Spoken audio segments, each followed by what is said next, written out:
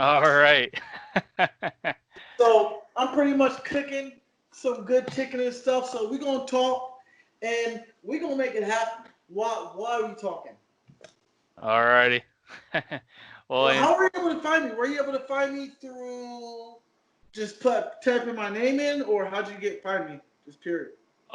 you know what? I think it's just through like, you know, mutual like fighters, and then just you like something, and then I looked you up, and I was like, you No, know I'm what? sorry. I'm sorry. On Skype, I apologize. Skype. I just typed your name in. Anthony Pretty Boy Taylor on Skype. That was it. Yeah, there Damn. only can be one. Only could be one. Yes, there's a lot of pretty boys out there, but they ain't actually pretty. There only can be one.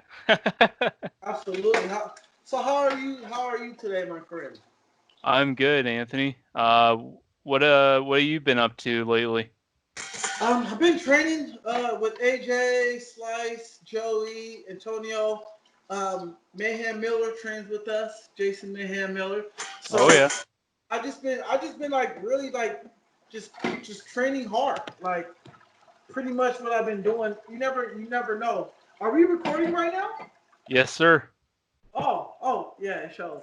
Um, just overall, just staying in shape. Just feeling good because you never know when that call is going to come. Yes, sir. Um, So I just gotta stay ready. are you still living in California? Yeah.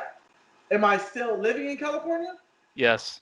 Yes. I currently live in two places. I have a place in San Jose, well, Sunnyvale, next to San Jose, and I have a spot out here in LA. So I have two places that I stay. So I'm out in the Bay Area for the weekends from like Thursday. So our training schedule is Monday to Thursdays, and we train from 10:30 to 12:30 a.m. and then we're off the whole day. So I'm out here from till Thursday in LA, and then I fly back to the Bay Area on on Thursday evenings, and I'm out there till like Monday morning, and I fly out Monday morning back to training, and I'm here doing a rotation all the time. Oh, damn, that sounds like quite the schedule you got going on. Oh man, it's a challenge, but I make sacrifices. I have to make sacrifices because that's how you're going to be a champ. If you don't make sacrifices and you're not willing to work under uncomfortable situations, then you're not going to be a fucking champion. Period. Right. Yeah, no, that makes sense. Yeah, before I kind of get started with all the huge questions, I gotta ask, is it true that you used to be a stripper? Yeah, I used to. Yep. Stripper turned into an MMA fighter. You know, I, you know, I don't shy from it. You know what I'm saying? Like I never did. I was never the shy one shy about people asking questions. Ask me whatever questions you want to ask me. I'm comfortable with it. Everybody has their right to ask a question. That's up to me if I want to answer it or not. So I'm giving you the green light to ask me whatever questions you want to, even if it's regarding mental health issues that I had a couple years ago. Go for it. You know what I'm saying? It's like it's nothing to Hmm. be ashamed of. I put it out there. People are gonna want to know what I've been up to ever since that meltdown I had. So I'm comfortable with asking any questions. Goddamn, if I'm a stripper, you shouldn't be uncomfortable asking questions. Period. Right. Okay. I guess before I really get into your career, I guess I want to start from the beginning. So, what made you get into MMA in the first place? Well, what year was it? 2013. Like I've never heard of MMA. Like I probably played the video game UFC 2009 with I think Forrest Griffin on it. I just played it. I was like, oh, this is a cool game. I never even heard of it. I didn't never thought just guys in the cage punching and fighting. But I actually Mm. never really like heard of it and what it was. But then, 2013, I was living in Stockton with my ex girlfriend at the time. Um, I had no direction, I had no career, and I ran into this gentleman walking to 24-hour fitness. He was like, hey, I noticed you go to 24-hour fitness a lot. It shows that you're consistent. Have you ever thought about being an MMA fighter? I'm like, what's an MMA fighter? Oh, mixed martial arts. I'm like, oh, I never did that before. Never, Hmm. never even heard of it or did it. So he's like, hey, come by my gym. I'll show you what it is. You can take a look. You can figure it out. I'm like, okay, cool. So I come by on a Monday, and he's like, I'm gonna show you what MMA is. So bear your mind, no mind. It's like a Monday, and I don't even know what the hell this was. So he shows me the first thing he shows me was like Bellator. I'm like, oh okay. I'm looking at this guy like Michael Chandler versus what's his name? Shucks. The champ at the time, Brooks, Will Brooks. Yeah, Will Brooks. Yep. Yeah, Michael Chandler versus Will Brooks. And I'm seeing that at the time for the first time. I'm like, man, I can't compete with these guys. Then I heard of Rampage and Antonio McKee, old school wrestling. So I looked at them, I'm like, man, I can't compete with these guys. These guys, like, I don't know if I'm good enough for it. So I did some couple trainings and all that stuff. All of a sudden, sorry if I got the water running. I No apologize. worries. So all of a sudden, I do it for my first 2 weeks. I'm going with some advanced guys. I'm just going off straight athletic ability, the straight up athletic ability, and I'm doing better. Like I'm getting people in basic, chokes, headlocks, and stuff, and I liked it. So the first 2 weeks there, he's like, "Hey, you ever thought about fighting in the cage?" I'm like, "Nah, I don't know. Maybe." He's like, "You should think about it." I was going to do it just to be like, okay, do it for the girls, to be a little ooh Yeah. ah, just to say I did it. Other than that, next day I get a call like, hey man, I got you a fight in Reno in a month from now. I'm like, what the hell? I've only been training for like 2 weeks. I'm already going to fight in the amateurs. So 2 weeks go by. Um, 2 weeks go by. I train, losing weight. I didn't know how to lose weight at all. It was called Reno Ultimate Combat. And man, I go in a fight. I meet the guy, the day before the fight, this guy just out wrestles me, like in the first round. Like we fought at like 150. I'm like, damn, I never even cut that weight. Like crying in the silence before the fight, you know what I'm saying? So we fight. He wrestles me in the first round, second round. I got him with a TKO. I was like, oh shit. And come to find out, this guy was like the number 2 ranked wrestler in college at his, in his no high school at the time, or college now, number 2 college wrestler at the time in Hmm. Nevada. And I was like, oh my goodness, so I never took it serious. So over time, I did my amateur career. I never took it serious at all. I got this. I fought for King in the Cage back in 2014. So after that, I get a call from a matchmaker. I think his name was Sean Ramsey, or I forgot his name. He's like, hey, everything you want? We have a title shot for you if you want to take it. I'm like, all right, who's the guy? Who's the guy? Amateurs. He's like, oh, AJ McKee. I'm like, okay, I'll take the fight. All right. AJ McKee. All right, cool. So I'm looking him up. I'm looking on Instagram. I'm like, oh man, this guy look like a square. I'm kicking his ass, everything. So I call up, I mean, I look him up on the internet. I'm like, okay, they're going AJ McKee right here. So I hit up AJ McKee. I said, hey, I think we're supposed to be fighting. Do you still want to fight for the title? Because I didn't hear back from the matchmakers. I get this. Interesting. Oh no, you must be talking about my son, AJ McKee. I was talking to Antonio, thinking I was AJ, and he was like, "Hey man, who you training out of?" I was like, "Man, I ain't got no camp no more. My gym at the time went under. I'm with nobody." He's like, "Hey man, well, come train with us if you ever want a chance. We got Bubba Jenkins with us. We got Rampage. We got Tyron. We got, what I'm saying, Emmanuel Newton, Bellator champ. Come on by if you ever want a place. If you want to train, if you need a spot to stay, we got a fighter house." So I'm like, all right, cool. So 2015 comes into play. I break up with my girlfriend. The worst. I was depressed. I lost my job, lost my spot, lost my car. I was like going house to house, had nowhere to stay, damn near homeless pretty much. Hmm. So it's like probably late December. No, late, about mid January. Nowhere to go. call up Antonio. I'm like, hey man, I need a place to stay. I want to fight. I want to take it serious. He's like, hey, if you're going to take it serious, you bust your ass off. I was like, can I come over? Can I come live with you guys? He's like, man, come on by, come live with us. I'm like, cool, okay. So I go there and live with him. So I had nothing. I had no money on me, no nothing. I just went out there and just moved in with him in the spider house. It was just me and AJ upstairs and Emmanuel Newton. We was just chilling. So 2015, I got my first Bellator fight, but it wasn't with Body Shot. With somebody else. But beginning of 2000, so I didn't officially move out there till January of 2016. So I went out there. I didn't have a job, no job, no car. Started working Airbnb. I started working Uber. So AJ was like, I got a job for you if you want a job. You look like you got the charisma. I was like, all right, cool. What is it? He was like, stripper. I was like, what? I was like, okay, I'll do it. So I started stripping for like 2 months. And then after that, got with Bellator, signed a deal, fought James Gallagher, and the rest was history. Right on, man. That's quite the story you got there.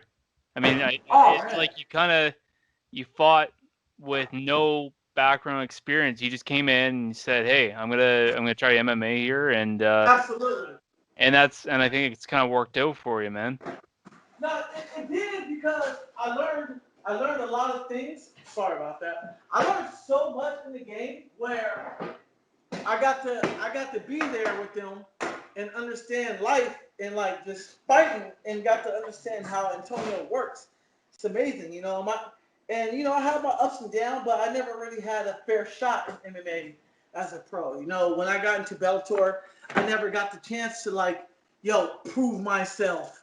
I never got to fight a guy who was like 0-0, making his debut like me. 1-1, 2-2, 3-1, 4-2. I got in Bellator. I fought guys right off the bat who were like 5-0, 1-1. Okay, 5-0. James Gallagher. So the first fight was a guy named Aiden. He was 5-0 when I fought him. Second guy, I think he was like 5-1. Second guy was 1-1. I knocked him out. Right? Okay, cool. Going into my second fight, going into my third, was James Gallagher, 5-0, I think. Then I fought Boris, 9-0. You know what I'm saying? Then I got cut. Yeah. I was like, where's that development process for me? You know what I'm saying? Like, you get guys, you match them up, don't feed me, and then Bellator realized, like, yo, man, this guy's actually a star. We kind of fucked up, So they Right. told Antonio, he's like, hey, man, if you teach him how to fight and stuff, man, he'd be a star. Because I know how to promote a fight. I know how to get my name out there. I know how to, like, get the crowd involved, get the people involved. That was who I was. I played that bad guy, and I liked that role, which I was Hmm. comfortable with doing. Right. And I mean, like, that's one thing I think that promotions need to do is if you got someone that you sign into a promotion, you need to let them grow as a fighter. Um, Yes. and Like it's um, Taiwan Claxton. You see Taiwan Claxton, right? what's that? You know what Taiwan Claxton is, right? Yeah. Like, look at him. Great. He's a good fighter. I'm not taking shots at him. Cool cat. I met him. Seems very cool, right? Look how his development process was. He didn't go off fat. Besides him being in the tournament, I thought it was too soon for him to be in that tournament. I thought he needed more time. But look how they set him up with guys. His record, okay, 0-0 debut, 1-1, 2-0, 3-1, okay, 4-1, or Emmanuel Sanchez. Bam. Then he fights the guy in Hawaii. Okay, same record. Then he fights the guy. Okay, you're 6-1, and you're fighting a guy who's 5-0. That right there is like your level. You know what I'm saying? You're not. Right. You're not. I was thrown in there like how Aaron Pico was fighting guys at the beginning of his career. Yep. Yep. Just like that. That's how my career went off. But I didn't have the talent like Aaron Pico had. You know what I'm saying? At the time. Like you just, hey, I'm Aaron Pico, go in there and fight some top guys. You know what I'm saying? And it wasn't like these top guys were like the shit. I fought contenders. Right. Guys who Yeah. were potentially competing for the belt. Like, and I never had that opportunity to develop as a fighter overall. You know what I'm saying? Mm-hmm. It was just, hey, take it or leave it. You know, when you're in Bellator, you're not going to turn down a fight unless you're like marketable. Like, you know what I'm saying? It's either take it or leave it. It's like UFC. UFC like, hey, can you fight this guy? You're like, shit, fuck it, let's go, let's do it.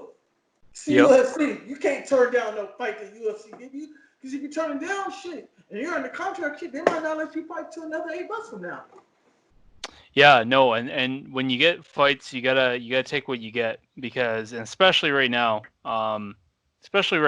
with everything kind of going on, um, you got to fight when you get to fight, and you're seeing a lot more in promotions where guys are fighting sometimes once or twice every month and a half because they don't know when they're gonna get another fight. So you're seeing a lot of short notice fights happening, Right. and that's what some fighters have to do. Um, Yeah, you have, and you have to because you never know when you're going to fight, and people are scared of that. They don't know when they're going to fight. They really don't know when they're going to fight. A lot of people ask me, "Are you signed with Bellator still?" I'm like, "Hey, I'm not even signed with Bellator. I'm a free agent. right. I can pretty much go wherever I want to go." Do you have an idea of where you'd like to go, an ideal organization? I would like to stay with you. I would like to stay with Bellator. Like, you know, I started my career in Bellator. Why not? You know what I'm saying? Like, I started my career, everything was with Bellator. They treated me good, but you know, if Bellator is not going to give me a deal, you know, why not see what's my options there? My managers has talking to matchmakers, like, you know, from UFC. UFC knows who I am, and there's Mm-hmm. mutual interest going on. Right. I mean, I'm on a 5 fight win streak. Why not? You know what I'm saying? Kicking ass. I won a title last year at lightweight. Why not? But I have been told that from the, like, you know, my manager is like, hey, who has relationships with people in the UFC? My manager told me this. Hey, be ready to go last minute in the UFC. Mm-hmm. Yeah, Because there's been a lot of those actually.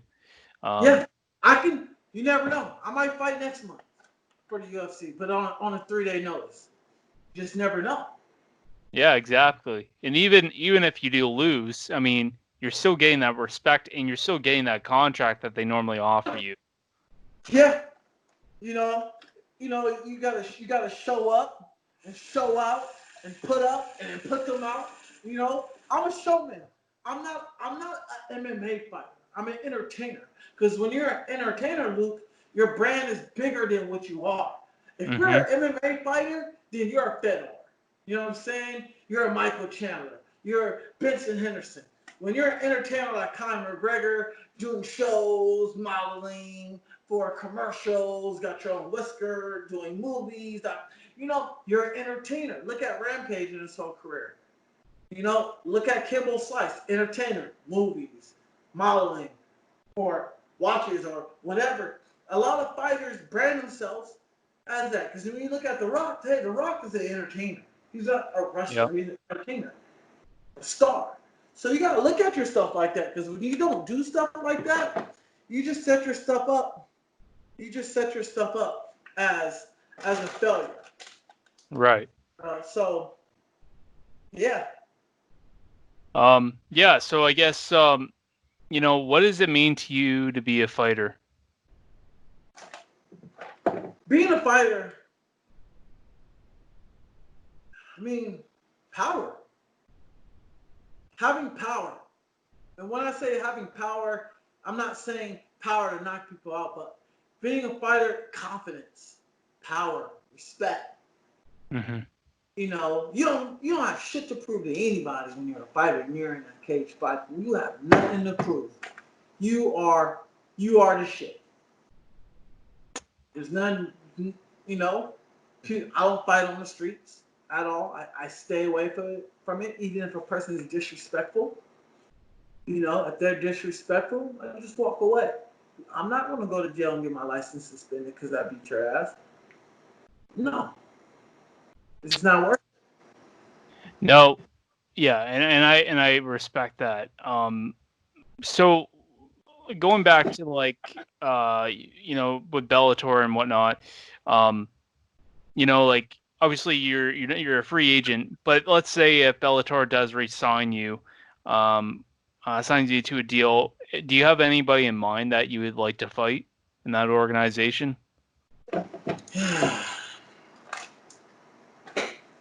Aaron Chalmers. And why is that? I think me and him. I think we're in a stage. Let me go ahead and sit down.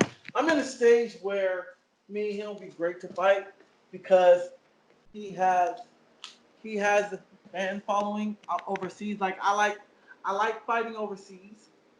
I like fighting overseas, and I think me and him is at a career where, hey, beat me, you're considered an MMA fighter instead of a Mhm. celebrity.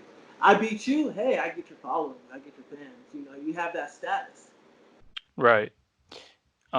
Yeah, and I mean, and that's a pretty good motive to have that kind of fight. Um, and speaking on top of that, what makes you a threat at your weight class? Well, I got good wrestling. It's not the best wrestling, but I have good wrestling because because I am a veteran. I've been in the tough fights. I've been in the tough rounds. I've seen them all. I've done it all. You know, I have power in my hands. A lot of people they look at my record and they disregard that. And it's like, hey man, I'm better than what my record says. I'm a lot better than what my record says because you see those records when I was fighting guys that had way more experience. Right.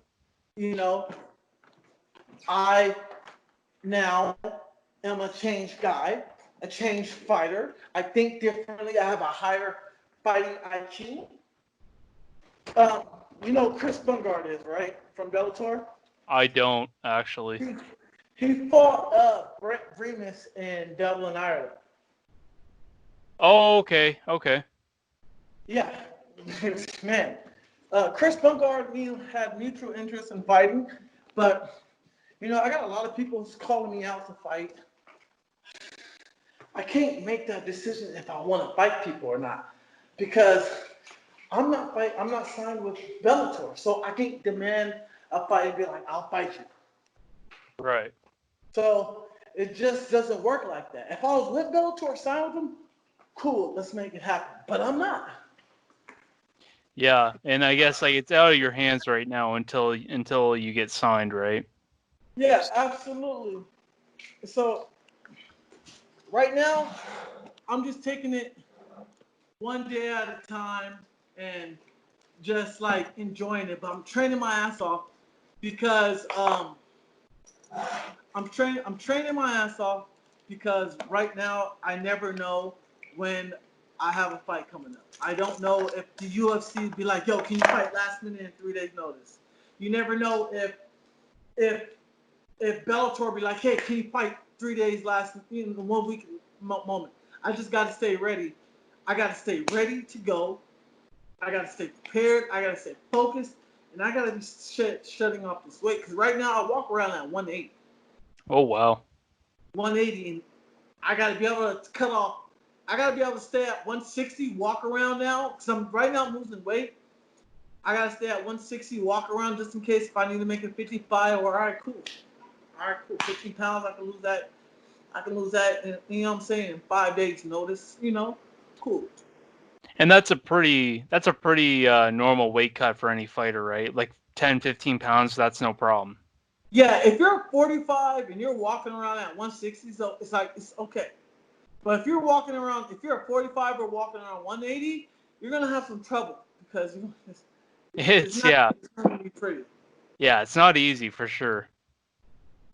Um, So but I guess kind of moving on here, do you have any like favorite fighter idols by any chance? Anyone you look up to? I wouldn't say I look up to because everybody has their own, But as far as like who who I admire fighting a lot, Mike Tyson, Mm-hmm. Muhammad Ali, Rampage, John Jones, Antonio McKee, my coach, um, DC, you know, Floyd Mayweather, Andre Ward, you know what I'm saying? Like people like that, and myself, there's a lot of people out there who look up to me.